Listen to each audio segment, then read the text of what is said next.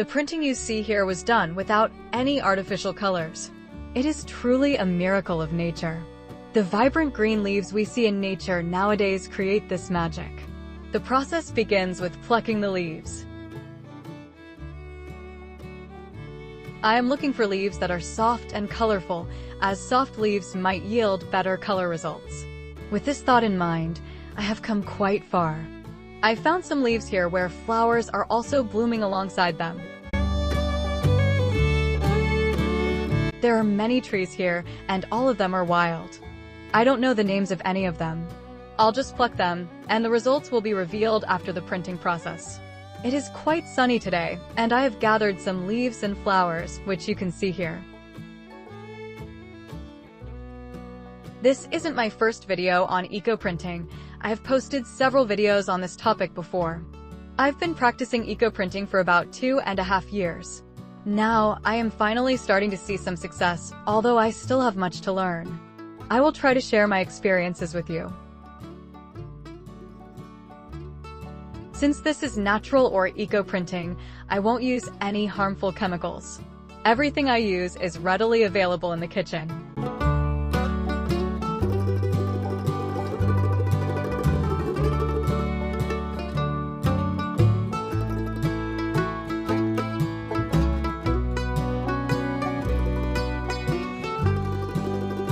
I used some hot water, to which I added baking soda and white vinegar, the kind we use in pickles.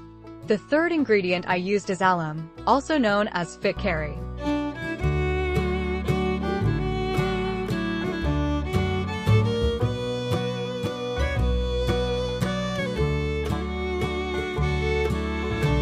As I mentioned, a bit of caution is necessary. While these 3 items are harmless on their own, they react when mixed, releasing a gas. This gas can potentially irritate the eyes or respiratory system if inhaled in large quantities. Therefore, it is important to wear a mask and use a wooden stirrer or wear gloves instead of using your bare hands. The choice is yours, but I recommend taking these precautions. I am using 2 items I ordered from Meesho, a stole and a suit. I will try eco-printing on both. I'll leave them to soak for about an hour, although leaving them for a shorter time is also fine. Ensure they are fully submerged, and you can mix them occasionally.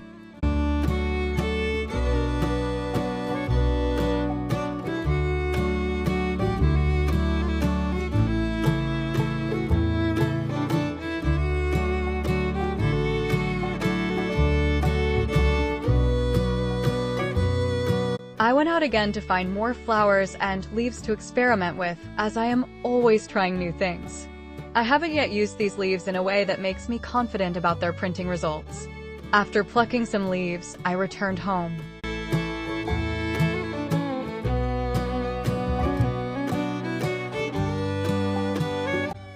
Now, I need to squeeze the water out and dry them before evening. I need to get them into the sun quickly.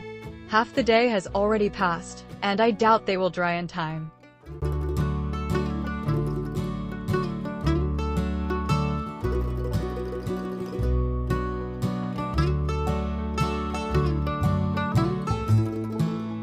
To speed up the drying process, I'll use the spinner in the washing machine.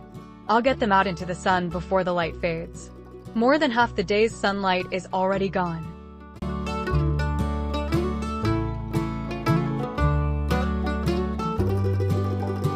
While the clothes are drying, I will wash all these flowers and leaves to remove any dust. Some of these flowers were plucked yesterday and have lost their freshness, like these orange ones, so I won't be able to use them. I don't want to take a risk with them. Most of these flowers and leaves are wild.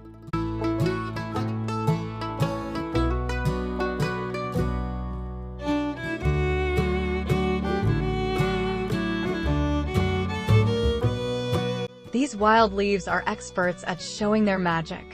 I am confident that I will achieve great success with them. A lot of water has entered these leaves, which needs to be removed. Otherwise, the texture of the delicate leaves and flowers might be ruined. I will separate the good leaves and place them under a fan to dry. There are neem leaves and amla leaves as well. I will check and let you know which ones give the best prints.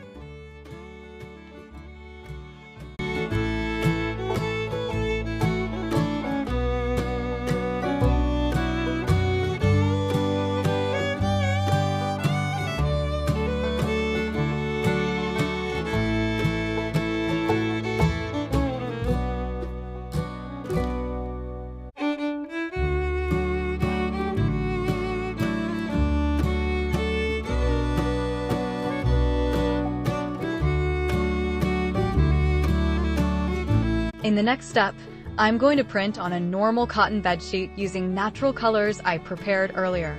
You can find a video on my channel about how I extracted color from cabbage leaves. For this project, I extracted color from orange peels, some flowers, and a bit of turmeric.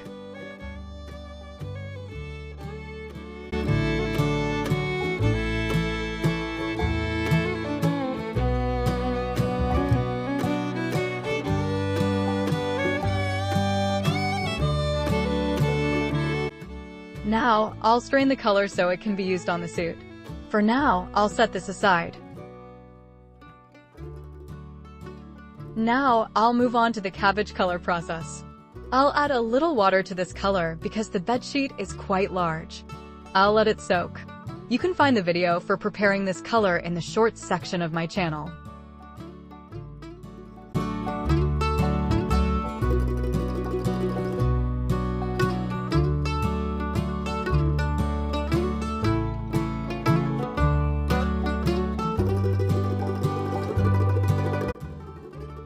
Next, I'll quickly dry these flowers and leaves under a fan since they still contain water. Now, the process begins.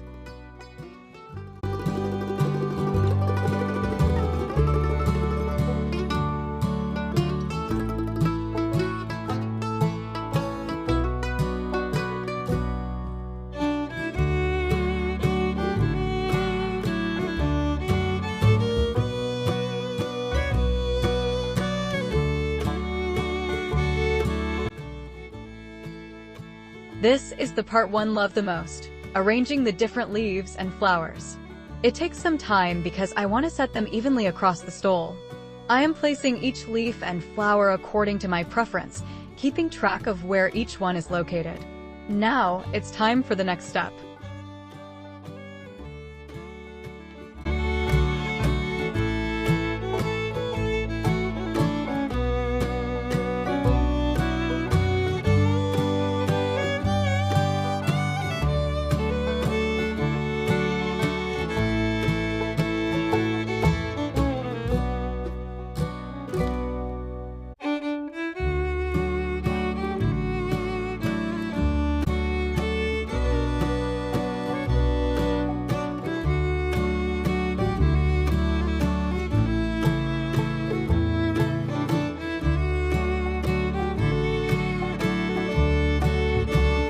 I will cover the arrangement with another cloth and then roll it very tightly around a pipe.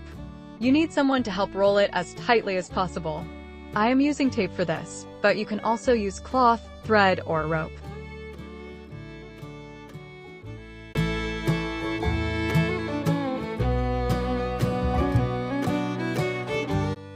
I followed the same process for the suit as I did for the stole.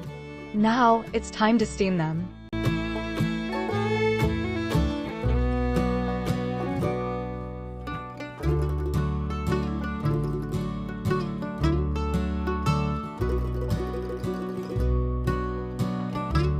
I didn't have a large steamer, so I used a small idli steamer with a custom setup.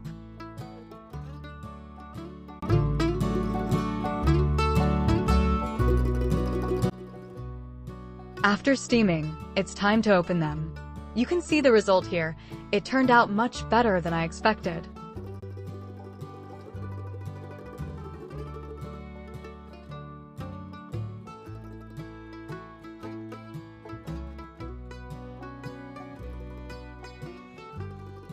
I used the colors from the flowers and the leaves on this.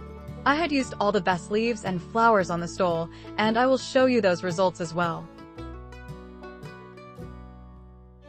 The orange peel color I prepared was added to this, which is why it looks like this. Some leaves have very dark colors, while others are lighter. That's the only difference. I still have a lot of printing to do. Next time, I will use the leaves that gave the best colors. For instance, look at this leaf. It's an amla leaf, and it produced a beautiful dark color. Next time, I will use many more amla leaves. Now, let's see the other results.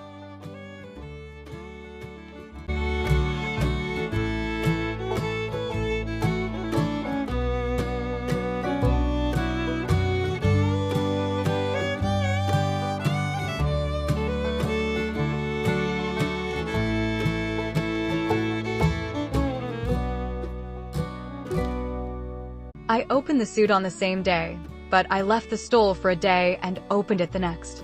It has cooled down nicely. I made this stole with a lot of passion for myself. Once you use eco-printed clothes, you will feel much closer to nature. It's a wonderful feeling. You should definitely try it once. I can't put the feeling into words. Now, see the final results for yourselves. This is the moment everyone, including me, was waiting for. Look at the final printing result. The different leaf prints look amazing. It's truly a natural wonder.